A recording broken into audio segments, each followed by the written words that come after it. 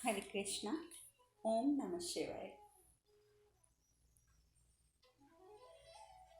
कल हमने कथा में बात करी थी कि किस प्रकार से भगवान विष्णु ने कार्तिकेय को उसकी ग्लानि का मूल कारण बताया। ग्लानि का मूल कारण जो कि कार्तिकेय सोचते थे कि शायद उसने अपने माता पिता को दुख पहुंचाया है, भाई बहन के साथ बुरा किया है। तो कार्तिकेय को लगता था कि मेरी ग्लानि का मूल कारण ये है। भगवान विष्णु कहते हैं लेकिन ग्लानि के स्रोत से तुम अनभिज्ञ हो, क्योंकि उसका स्रोत तो है एक शिव भक्त की हत्या। चाहे तुमने जिस भी वजह से करी, तुमने जन कल्याण के लिए करी, पर तुम्हारे हाथों एक भक्त की हत्या तो हुई ही है। और यही चीज़ जो तुम्हारे अंदर बैठी हुई है, ये ग्लानि तुम्हारे विचारों को प्रभावित करती रहती है, जिस वजह से तुम ना चाहते हुए भी कभी कभी क्या क्या कुछ कह जाते हो, कर जाते हो। बस एक यही कारण है और कोई कारण नहीं है।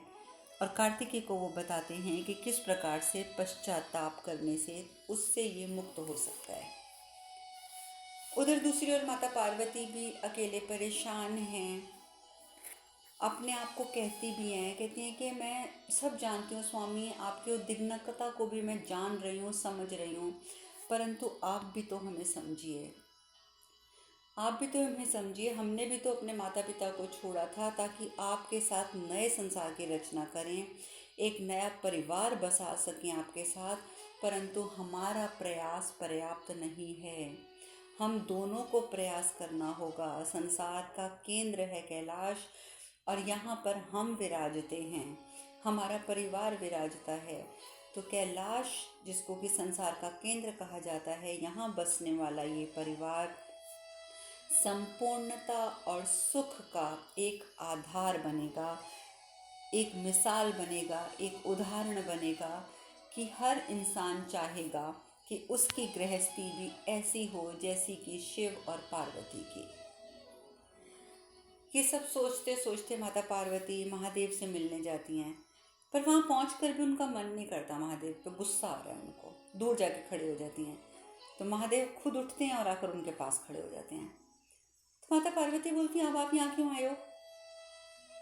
अब आप यहाँ क्यों आए हैं मेरे पास?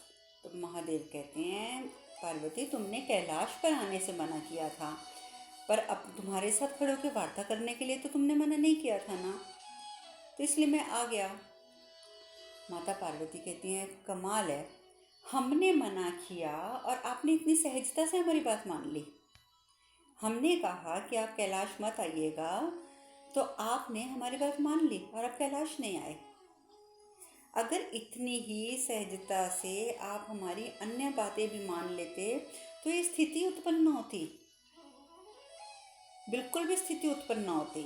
हाँ, हम आपसे रुष्ट हैं, हम ये बात मानते भी हैं और इसलिए हमने मना किया था, किंतु क्या आपकी एक बार भी इच्छा नहीं हुई कि आकर आप हमें मना लेते? आपके मन में एक बार नहीं आया कि आप अपनी अर्धांगिनी को जाएं और मना लें? आपने तो मतलब ऐसा कर दिया, एक क्षण के लिए भी नहीं सोचा। और हमारी बात सुनते ही कि कैलाश की ओर प्रवेश मत कीजिएगा, हमारी बात सुनते ही एक क्षण भी आपने व्यर्थ नहीं किया और सीधा मानसरोवर की ओर चले गए। अब आप बताइए ना, क्या हमें बुरा नहीं लगेगा? आज हम आपसे प्रश्न करते हैं, महादेव क्या हमारा इतना ही महत्व है?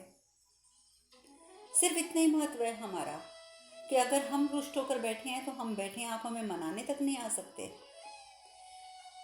भगवान शिव कहते हैं, पार्वती मैं एक वैरागी था, समस्त संसार से विरक्त, किंतु मुझे तुमसे प्रेम हुआ। तुम्हारे प्रति ये प्रेम भावना सदैव मेरे साथ रहती है, किंतु तुम्हें भी तो ये नहीं भूलना चाहिए कि तुमने एक वैरागी से विवाह किया है। तुम अब तक ये क्यों नहीं समझ पाई पार्वती कि मैं घर परिवार, समाज के व्यवहारिकता, चिंता, मोह, सांसारिक बंधन, इन सब में नहीं बंध सकता, ये मेरा स्वभाव ही नहीं है। तो तुम्हें भी तो पार्वती ये सब समझना होगा ना। माता पार्वती कहती हैं कि कर्म में रम जाना गृहस्थ धर्म है, और कर्म करते हुए उससे विरक्त रहना ये वैराग्य है। किंतु हमने तो अपनी गृहस्थी में ही वैराग्य को पा लिया। स्वामी, गृहस्थ जीवन का पालन ही सच्चा वैराग्य है। सच्चा वैराग्य संसार पुरुष और प्रकृति के सहयोग से चल सकता है, किंतु परिवार की संपूर्णता बनाए रखने के लिए पुरुष को प्रकृति का साथ देना ही होगा, अन्यथा प्रकृति अकेले कभी भी समाज का निर्माण नहीं कर सकती। जब तक प्रकृति और पुरुष दोनों समानता से कार्यरत नहीं होते हैं, तब तक सृष्टि का निर्माण हो ही नहीं सकता। और समाज के कल्याण के साथ साथ आपको ये बात हमेशा ध्यान रखनी चाहिए कि अपने परिवार का ध्यान रखना ये भी उतना ही आवश्यक है।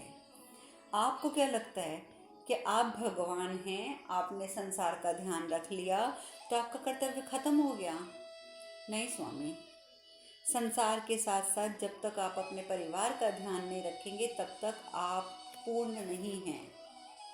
और अब समय आ गया है स्वामी कि पुरुष को प्रकृति का सहयोगी बनना ही होगा, हर प्रकार से। भगवान शिव सब कुछ चुपचाप सुनते जा रहे हैं। माता पार्वती कहती हैं, आप मौन क्यों हैं स्वामी? हम जो कह रहे हैं क्या कोई उत्तर नहीं है आपके पास? या हम जो कह रहे हैं अगर आपको हमारी बातें उचित नहीं लग रही तो क्या कोई आपत्ति भी नहीं है? आप आपत्ति जताइए, कुछ तो कहिए। महादेव कहते हैं, पार्वती तुम्हारे प्रश्नों का उत्तर तो मैं पहले ही दे चुका हूँ। और वाकई महादेव ने तो पहले ये बात बता दी थी। माता पार्वती चुप हो जाती हैं, मन ही मन में कहती हैं कि जिस प्रेम के बल पर ना हमने आपको पाया है, अब उसी प्रेम के बल पर हम आपको वैरागी से गृहस्थ बनाएंगे। समस्त संसार की उत्पत्ति कर सकते हैं तो क्या हम नए महादेव का निर्माण नहीं कर सकते? अब माता पार्वती को अपने ऊपर बहुत विश्वास है कि वो महादेव को बदल कर रहेंगी। जिस प्रेम के द्वारा उन्होंने महादेव को प्राप्त किया है, उसी प्रेम के द्वारा वो महादेव में परिवर्तन भी लाएंगी। और ये कहकर वो वहीं मंद मंद मुस्कुराते खड़ी रहती हैं। भगवान विष्णु आ जाते हैं भगवान शिव के समक्ष। तो भगवान शिव माता पार्वती की बातें सुनकर चुपचाप बैठे हुए हैं शिला पर। जैसे ही अपने सामने भगवान विष्णु को देखते हैं, कहते हैं कि संकट की इस घड़ी में आपका ही स्मरण कर रहा था मैं नारायण, आपका ही स्मरण कर रहा था। विष्णु भगवान कहते हैं, वैरागी शिव के मन में सांसारिक विष्णु और सांसारिक विष्णु के मन में वैरागी शिव बसते हैं। इसीलिए संसार में संतुलन बना रहता है महादेव, कि मैं सांसारिक होकर भी वैरागी को अपने मन में बसाता हूँ, आप वैरागी होकर भी मुझ जैसे सांसारिक को मन में बसाते हैं। ये संतुलन धरती का बनाए रखने के लिए अनिवार्य है। भगवान शिव कहते हैं, हाँ ये तो मैं भी जानता हूँ कि संतुलन बना रहना तो वाकई अनिवार्य है। भगवान विष्णु माता पार्वती से कहते हैं बहन, मैं आपकी चिंता का समाधान करके ही यहाँ आया हूँ।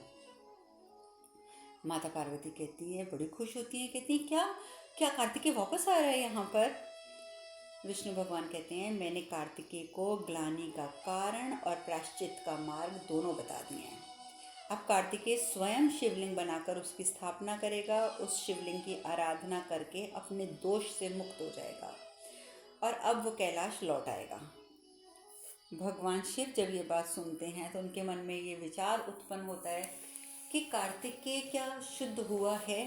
क्या कार्तिकेय वाकई ही अपनी गलतियों को पहचान पाया है? इसीलिए भगवान शिव कहते हैं कि मैं कार्तिकेय की परीक्षा लूँगा, क्योंकि कार्तिकेय पश्चाताप का मार्ग तो समझ चुका है कि हाँ मैं पश्चाताप कर लूँगा, परंतु पश्चाताप सफल तभी होता है जब वैराग्य, त्याग, परोपकार, संतोष, सहनशीलता ये सब भाव हमारे अंदर उत्पन्न हो। यदि हम इन भावों के रहित होकर कोई पश्चाताप कर भी लेते हैं, कोई प्रायश्चित कर भी लेते हैं, तो उसका कोई अर्थ नहीं होता, क्योंकि वो दोबारा हम करेंगे। कारण क्योंकि ये जो हमारे दोष हैं, ठीक है, जब तक ये दोष हमारे अंदर रहेंगे तब तक हमसे वो गलतियाँ दोबारा होती रहेंगी। इसीलिए एक पश्चाताप करने वाले, एक प्रायश्चित करने वाले व्यक्ति के अंदर वैराग्य, त्याग, परोपकार, संतोष, संवेदनशीलता, ये सब भाव जागृत होना अति आवश्यक है। तो जब ये सब बातें महादेव बताते हैं तो माता पार्वती कहते हैं कि माता पार्वती कहती हैं आप अपने पुत्र की परीक्षा लेंगे, अपने ही पुत्र की।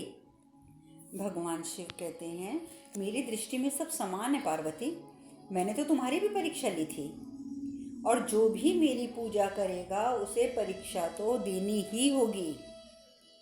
तो माता पार्वती बोलती हैं और यदि कार्तिकेय की श्रद्धा, भक्ति, आचरण का प्रमाण आपको उसकी परीक्षा लेकर प्राप्त होता है ना, तो ठीक है, आप जाइए, आप अवश्य जाइए, क्योंकि हमें पूर्ण विश्वास है कि हमारा पुत्र परीक्षा में उत्तीर्ण होगा और शीघ्र वो कैलाश लौटेगा।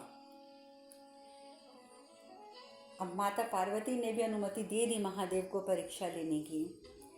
उधर गणेश जी के साथ मिलकर कार्तिकेय जो हैं वो शिवलिंग की स्थापना करने के लिए एक अच्छी सी शिला लेते हैं। उस शिला को अपने हाथों से काट कर, हाथों से मतलब उन्होंने एक पत्थर की हथौड़ी बनाते हैं, एक पत्थर की छेनी बनाते हैं, क्योंकि औजार नहीं है उस समय उनके पास, और वो उसी से ही उस पत्थर की शिला का शिवलिंग तैयार करते हैं। अब शिवलिंग तैयार करने के लिए वो कहते हैं चलो हम नदी किनारे चलते हैं, पहले इसका प्रक्षालन करते हैं, पहले शिवलिंग को स्नान कराते हैं, फिर स्थापना करके पूजा करेंगे। अभी जैसे ही वो शिवलिंग को धोकर, स्नान करवाकर और स्थापना करने के लिए मुड़ते ही हैं, तो एक वृद्ध वहाँ पर उपस्थित होता है। वो वृद्ध और कोई नहीं, हमारे महादेव हैं। वो वृद्ध वहाँ उपस्थित होता है और उपस्थित होकर बोलते हैं, शिवलिंग को प्रणाम करते हैं कांपते हुए हाथों से, दोनों हाथ जोड़कर प्रणाम। कितना सुंदर शिवलिंग है, वो वृद्ध कहते हैं, कितना सुंदर शिवलिंग है। यदि मेरे शरीर में शक्ति होती, थोड़ा सा बल होता, तो मैं भी शिवलिंग बनाकर उसकी स्थापना करता, जीवन सफल हो जाता मेरा।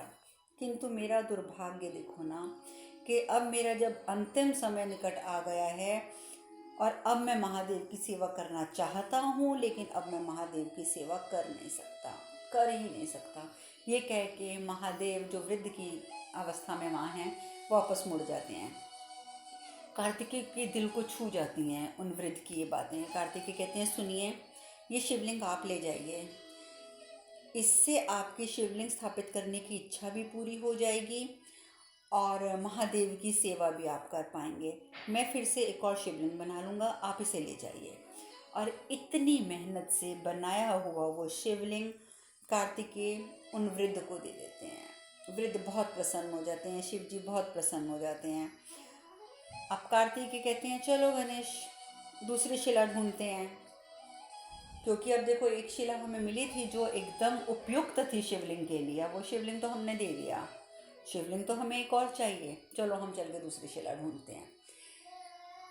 अब शिलाएं ढूंढते हैं, होने को तो बहुत सी शिलाएं धरती पर पड़ी होती हैं, पर उनको ऐसी शिला चाहिए होती है जिससे कि काटने के बाद वो शिवलिंग का आकार ले सके। तो ऐसी शिला ढूंढने में उन्हें थोड़ा समय लगता है। अब वो शिला ढूंढते ढूंढते एक ऐसे स्थान पर पहुंच जाते हैं जहाँ पर ढेरों शिलाएं होती हैं, ढेरों शिलाएं। जैसे ही वो एक शिला उठाने लगते हैं तो वहाँ पे एकदम यक्ष उपस्थित हो जाता है और रोक देता है, रुको, ये शिला तुम नहीं ले जा सकते। तो गणेश जी कहते हैं कृपया एक शिला ले जाने की अनुमति दे दीजिए। तो यक्ष कहता है यदि शिला आपके लिए इतनी ही आवश्यक है ना, तो आओ मुझसे युद्ध करो, यदि मैं पराजित हुआ तो सारी शिलाएं तुम्हारी।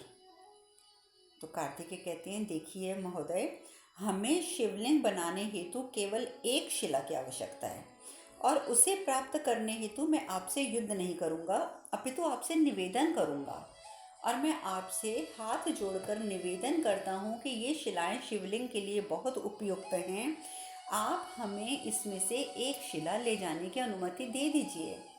मैं और मेरा अनुज हम दोनों आपसे इस बात के लिए प्रार्थना करते हैं, हम युद्ध नहीं चाहते।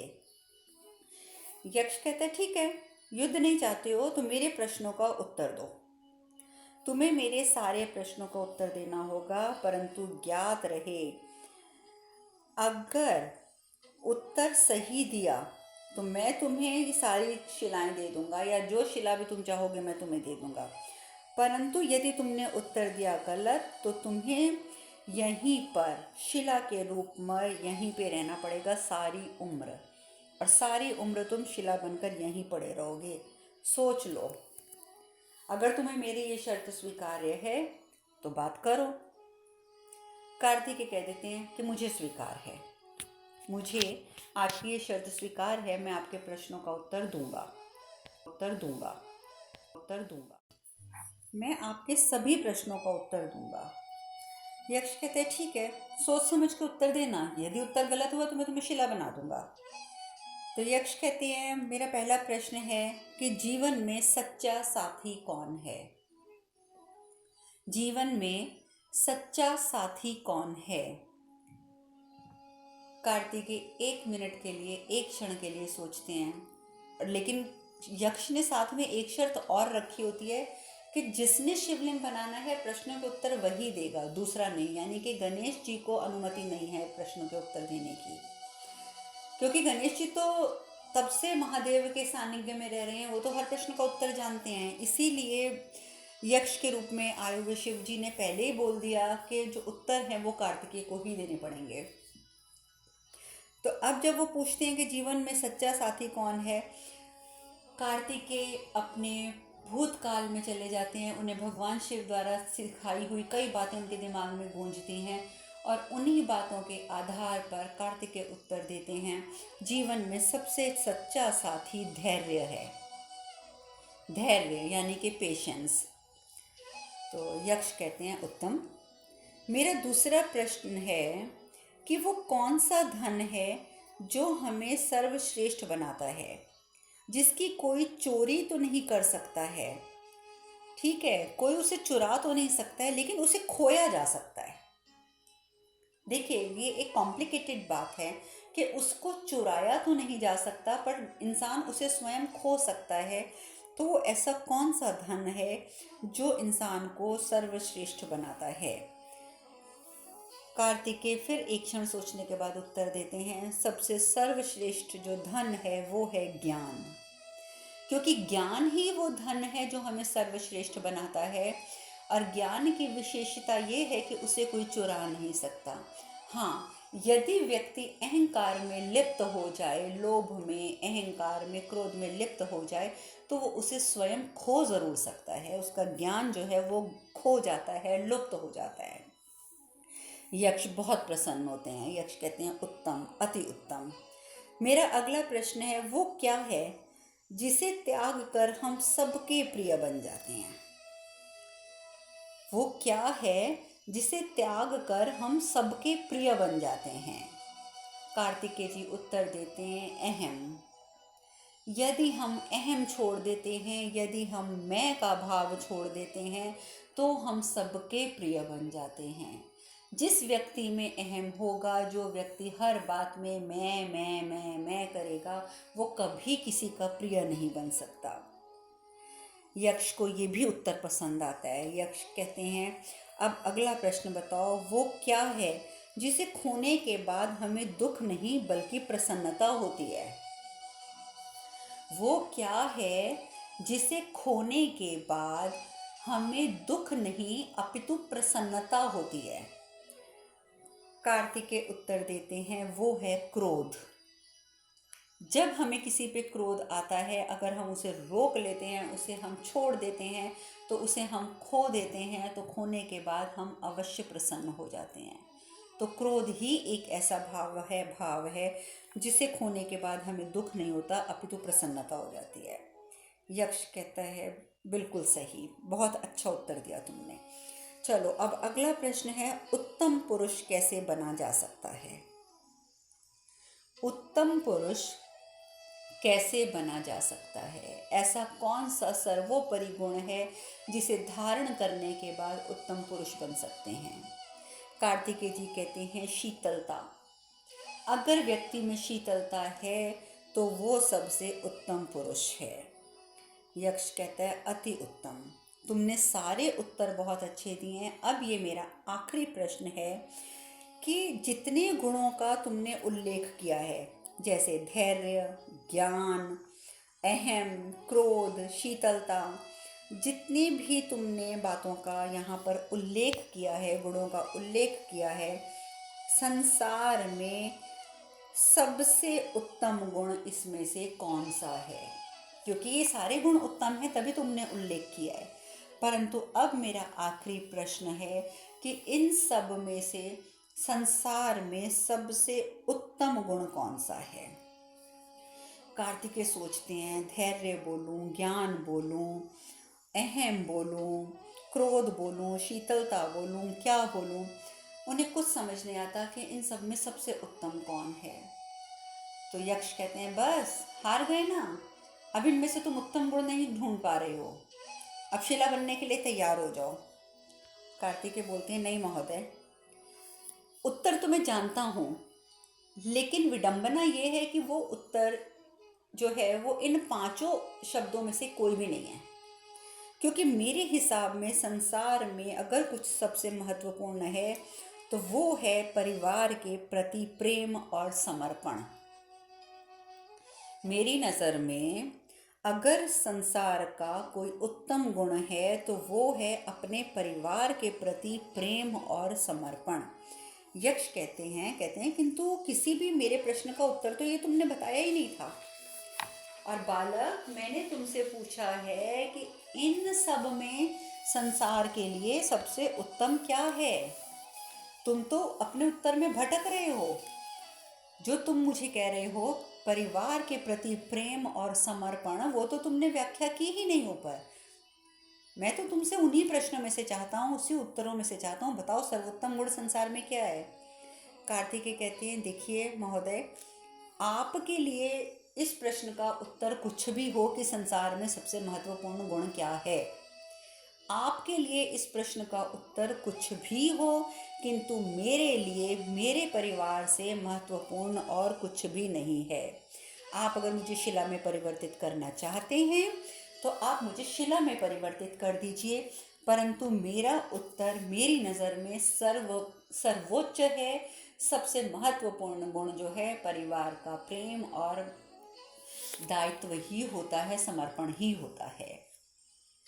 तो आप मुझे अगर आप मेरे इस उत्तर से संतुष्ट नहीं हैं तो आप बेशक मुझे शिला में परिवर्तित कर दीजिए, लेकिन मैं अपने उत्तर पे अटल हूँ और अटल ही रहूँगा।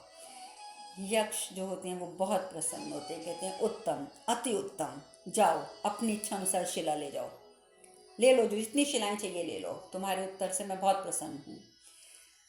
अब कार्तिकेय जी वहाँ से एक शिला उठाते हैं और कहते हैं, आपका बहुत बहुत आभार, मैं सच में आपका बहुत आभारी हूँ कि आपने मुझे शिला दी। और वो शिला लेकर कार्तिकेय और गणेश जी वहाँ से प्रस्थान कर जाते हैं। अब फिर वहाँ बैठकर कार्तिकेय जी शिवलिंग बनाना शुरू करते हैं। जैसे ही शिवलिंग बन के तैयार होता है, वो वृद्ध जो है वो फिर से आ जाते हैं। वो जो वृद्ध होते हैं महादेव यानी के, वो फिर से आ जाते हैं और कहते हैं, ये क्या, आपने दूसरा शिवलिंग भी बना लिया, बहुत किस्मत वाले हैं आप, बहुत भाग्यशाली हैं आप। फिर वो वृद्ध हाथ जोड़कर खड़े हो जाते हैं। कार्तिकेय बोलते हैं, ये क्या, आप यहाँ, आप तो शिवलिंग स्थापित करने गए थे, क्या हुआ शिवलिंग का? कहता है, वो जो वृद्ध होते हैं वो कहते हैं, पुत्र, इतनी वृद्धावस्था है, कांपते हुए हाथ हैं, इतनी भारी शिला का शिवलिंग लेकर मैं जा रहा था, जाते जाते मैं थक गया और इतना थक गया मुझे कुछ समझ नहीं आया और मैं मूर्छित होकर गिर गया। और जैसे ही वो शिवलिंग गिरा वैसे ही वो खंडित हो गया। अब तुम समझ सकते हो पुत्र के खंडित शिवलिंग की स्थापना तो नहीं हो सकती ना। अब ये बात जब कार्तिकेय सुनते हैं तो कार्तिकेय के मन में फिर दया भाव उत्पन्न हो जाती है और ये दूसरा शिवलिंग जो इतने मुश्किल प्रश्नों के उत्तर देने के बाद उन्होंने प्राप्त किया था, वो शिवलिंग उठाकर भी वो उस वृद्ध को दे देते हैं। कहते हैं, ये लीजिए, आप ये ले जाइए, मैं दूसरा शिवलिंग बना लूँगा। और वो दूसरा शिवलिंग भी वो उस वृद्ध को अर्पित कर देते हैं। अब आगे क्या होता है ये चर्चा हम कल करेंगे। आज हम कथा में यहीं विश्राम लेते हैं। हरे कृष्ण कृष्ण कृष्ण हरे हरे, हरे राम राम राम हरे हरे। आप सब खुश रहें, सुखी रहें, स्वस्थ रहें। हरे कृष्णा। ओम नमः शिवाय, ओम नमः शिवाय, ओम नमः शिवाय, ओम नमः शिवाय।